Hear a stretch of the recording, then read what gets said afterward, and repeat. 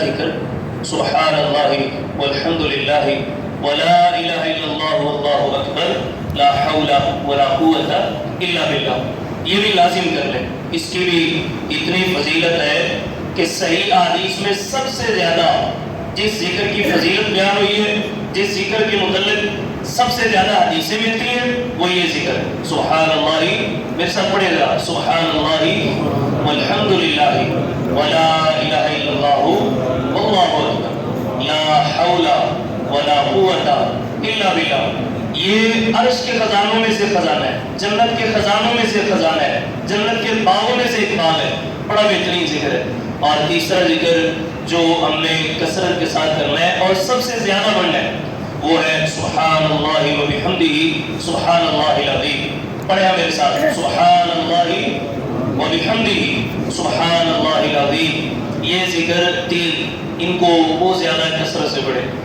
اور دوسری چیز جو ہم نے بہت زیادہ کثرت کے ساتھ جو ہم نے کرنی ہے، وہ ہے قرآن مجید کی تلاوت۔ قرآن مجید بہت زیادہ تلاوت کیا کریں۔ سب سے زیادہ اللہ کو یہی آواز پسند ہے جو بندہ مومن کے حلق سے، منہ سے، زبان سے نکلے، آسمان کی طرف بلند ہو، سب سے زیادہ اللہ کو یہ آواز پسند ہے۔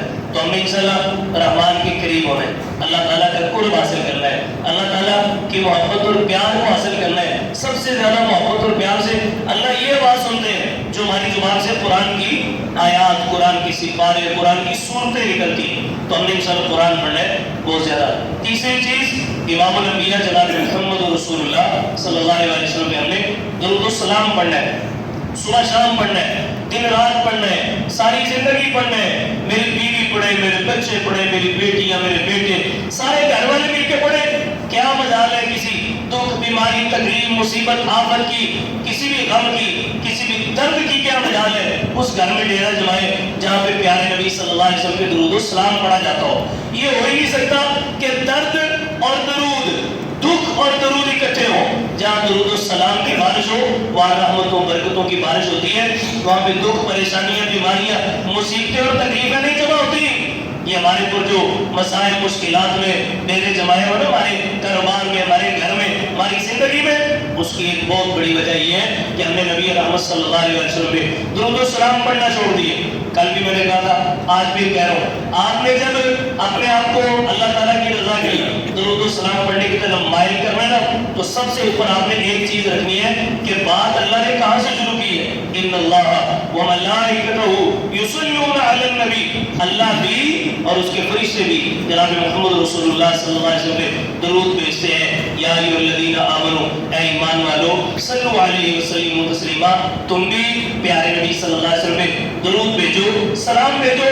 تو جب ہم نے زیادہ غور نہیں کرنا، زیادہ ہم نے غور نہیں کرنا، بس ایک بات کی طرف توجہ رکھنی ہے کہ اللہ نے بات کہاں سے شروع کی ہے کہ تمہارا نبی درود بھیجتا ہے، فرشتے بھی درود بھیجے۔ صرف ایک نقطے پہ اگر ہم توجہ کر لیں تو اللہ کی قسم درود کے جتنے بھی فضائل ہیں اور درود کی جتنی بھی عظمت اور فضیلت اور اہمیت ہے، انشاءاللہ یہ ایک نقطہ مجھے آپ کو سمجھا دے گا کہ اللہ تعالیٰ بات شروع کر رہے ہیں کہ تمہارا رب بھی درود بھیجتا ہے، فرشتے بھی بھیجتے ہیں، ایمان والو تم بھی درود و سلام بھیجو۔ تین چیزیں یہ ہم نے ساری زندگی کثرت سے کرنی ہے۔ چوتھی چیز توبہ استغفار۔ کسی کی 25-30 سال عمر، کسی کی 35-40 سال کی، کسی کی 45-50 سال، 55-60 سال، 70 سال میں بھی کچھ قابل احترام بزرگ موجود ہیں۔ تو بھائیو، بلوغت کی عمر سے لے کے آج تک جانتے ہیں ہم نے کتنے گناہ کیے؟ میں تسلیم کرتا ہوں، آپ تسلیم کرتے ہیں کہ ہمارا نامہ اعمال گناہوں سے سیاہ ہے، بے شمار ہم نے گناہ کیے۔ اچھا، یہ جو ہم بولتے ہیں نا بے شمار گناہ کیے، یہ وہ گناہ ہیں جو ہم نے جان بوجھ کر کیے، جو علم ہونے کے بعد ہم نے کیے، اور جو گناہ دن رات صبح شام لا علمی میں سرزد ہو رہے ہیں، ان کا تو ہمیں آج تک کبھی پتہ ہی نہیں چلا، احساس ہی نہیں ہوا۔ یہ جب ہم کہتے ہیں نا کہ میں بڑا ہی گناہ گار ہوں، میرا نامہ اعمال گناہوں سے سیاہ ہے، تو عزیز بھائیوں میں وہ گناہ توڑ کر رہا ہوں جو میرے علم میں ہے، جو میرے علم میں ہے وہ بے شمار ہے، اور جو لا علمی میں کر بیٹھا اس کا تو اندازہ ہی نہیں ہے۔ تو پھر ہم گناہ جب اتنے زیادہ ہیں تو عزیز بھائیوں، جب کفن پہن کے جنازے کی چارپائی پہ لیٹیں گے، اللہ نہ کرے یہ سارے گناہوں کا بوجھ ساتھ جنازے کی چارپائی پہ کفن کے اندر چھپا کے قبر میں لے کر جائیں گے؟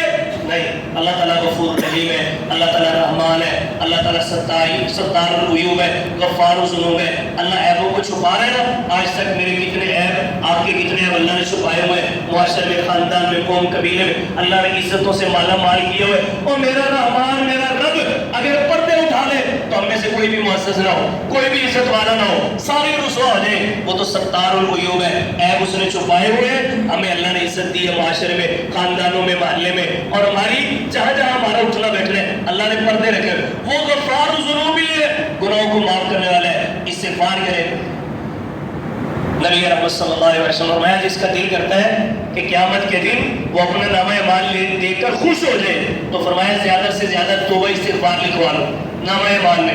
اب آپ مسجد میں آتے ہیں، باہر جاتے ہیں، چلتے پھرتے، جب آپ فارغ ہو، تنہائی ہو، بالکل اکیلے ہو تو اپنے گناہوں کو یاد کر کے کبھی آنسو بہا لیا کرے، آنسو نہ آئے تو رونے والا منہ بنا لیا کرے، رونے والا منہ بھی نہیں بنتا تو عزیز بھائیو توبہ استغفار زبان پہ جاری کر لیا کرے۔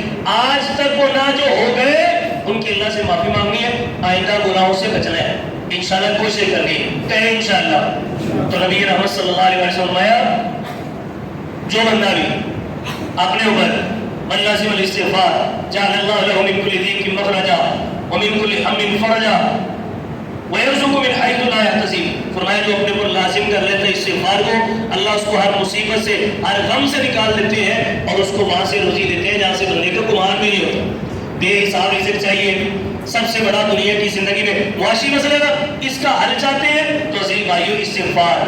میرے حالات بہتر ہوں گے اللہ کی قسم، پیارے نبی صلی اللہ علیہ وسلم نے جو فرمایا سچ فرمایا۔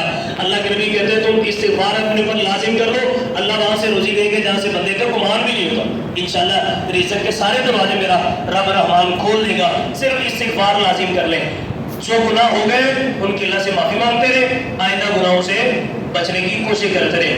استغفار کے لیے بڑی دعائیں صحیح حدیث میں صرف 2 دعائیں 3 دعائیں آپ کو بتا دیتا ہوں جو آپ نے جن کو یاد ہے ان کے لیے مبارک، جن کو نہیں یاد وہ یاد کر لیں، اگر یاد نہیں ہوتی تو اوپر سے دیکھ کے پڑھ لیے کریں، میں آپ کو موبائل پہ سینڈ کر دوں گا۔ نمبر 1 سید الاستغفار، یہ بڑی دعا ہے، یہ توبہ کی جتنی بھی دعائیں ہیں ان سب دعاؤں کی سردار ہے۔ اللہم انت ربی لا الہ الا انت خلقتنی وانا عبدک وانا علی عہدک ووعدک ما استطعت اعوذ بک من شر ما صنعت ابوء لک بنعمتک علی وابوء بذنبی فاغفر لی فانہ لا یغفر الذنوب الا انت۔ صرف ایک دفعہ، پیارے نبی کہتے ہیں صرف ایک دفعہ جو صبح پڑھ لے شام سے پہلے مر گیا تو جنتی ہے۔ شام کو ایک دفعہ، کتنی دفعہ؟ صرف ایک دفعہ رات کو پڑھ لے صبح ہونے سے پہلے مر گیا تو جنتی۔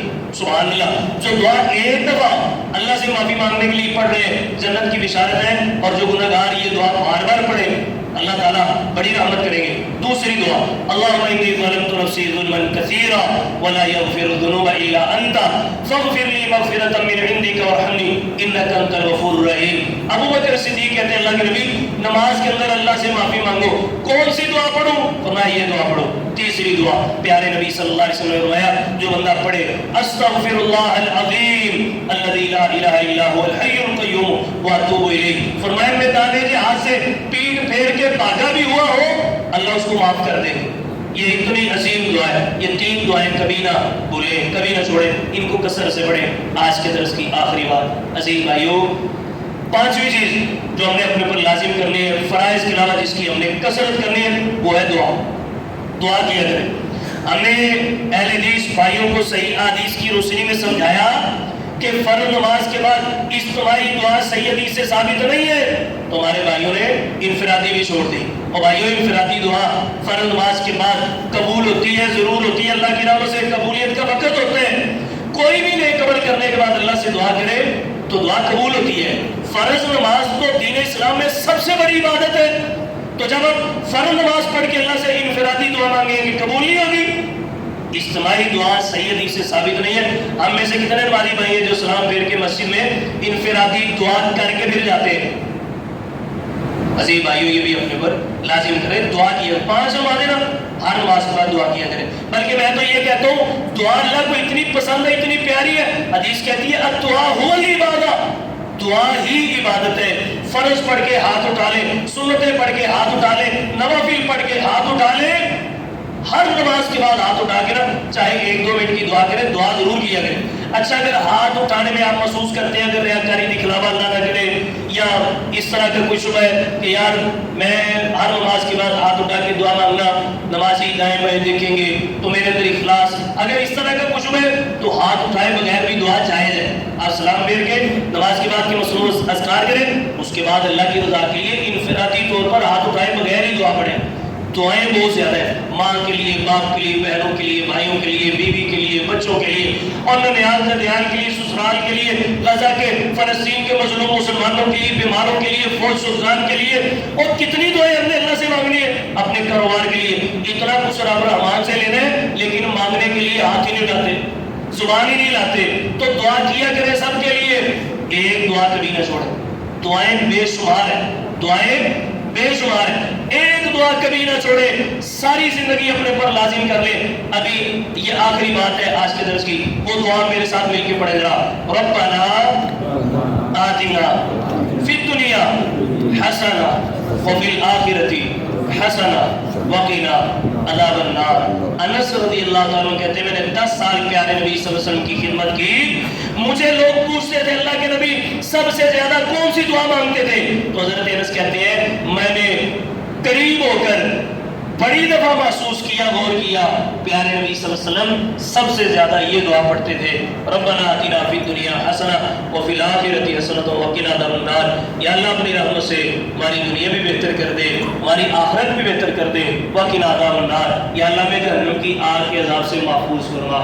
تو انشاءاللہ یہ 5 کام ساری زندگی کثرت سے کریں گے، اللہ تعالیٰ کا ذکر، پیارے نبی صلی اللہ علیہ وسلم پہ درود و سلام، قرآن مجید کی تلاوت، توبہ استغفار اور دعا، اللہ تعالیٰ سے ہاتھ اٹھا کے بھی، ہاتھ اٹھائے بغیر بھی۔ کل جمعہ ہے، جمعہ پڑھنے کے لیے دنیا کے سارے کام چھوڑ کے انشاءاللہ خطیب صاحب کے ممبر پر بیٹھنے سے پہلے مسجد میں آئیں گے۔ نبی صلی اللہ علیہ وسلم جو پیدل چل کے مسجد میں جلدی آئے، جتنے قدم چل کے آئے گا ہر قدم کے بدلے 1 سال کے نفلی روزے اور 1 سال کی تہجد کی نماز کرنا ثواب عطا کریں گے۔ یہ بہت بڑی فضیلت والا، ہفتے بعد ایک اللہ موقع دیتے ہیں، یہ بہترین عمل ہے، اس کو ضائع نہ کریں۔